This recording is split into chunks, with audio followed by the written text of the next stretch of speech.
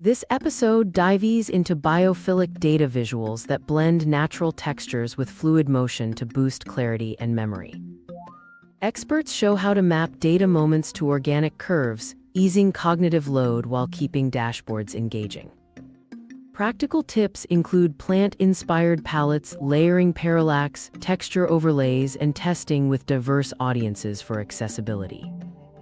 Case studies reveal a fintech startup that grew engagement by 40% after soft shadows, moss greens, and leaf motifs softened charts. By the end, designers will sketch a tactile visual plan that fuses science, nature, and storytelling into practice.